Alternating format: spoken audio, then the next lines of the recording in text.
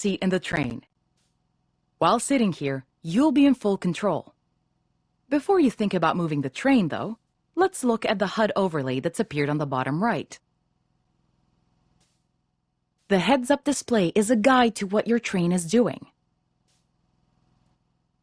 The main part of the HUD is the speed display. A white bar will appear around the outside to show your current speed, and the red mark indicates your maximum permitted speed.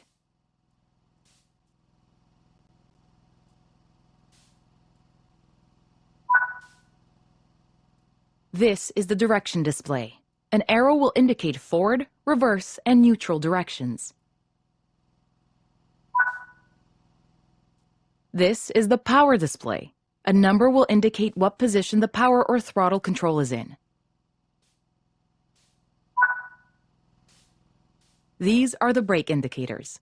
The exact ones shown will vary by train and will often be visible in the train itself on various gauges. They tell you what's happening in the braking system. The most important one is the BC or brake cylinder. If that's reading 0, then your brakes are released. Anything else, and brakes are applied and you won't be able to move. Every train can have small variations in the HUD unique to the way it works, but they will mostly look the same. As you learn to control new trains, study the HUD and learn how it helps you operate it. If you want to see this again, you can rerun this training module at any time.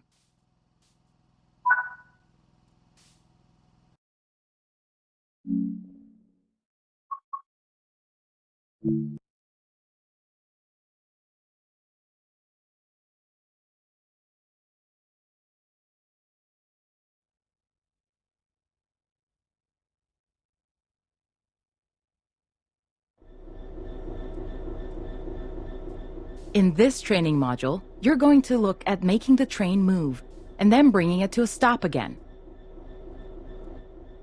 While many trains have different controls and are operated in different ways, there are basically always 3 controls that are common and are required to move the train. The reverser sets the direction between forwards and backwards. The brakes are used to slow or stop the train. The throttle controls how fast the train accelerates.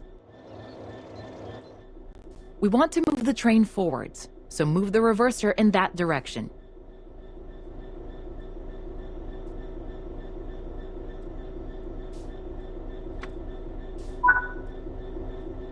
Keep the brake control and release until you can see the brake pipe control needles are reading 5 bar, pointing upwards.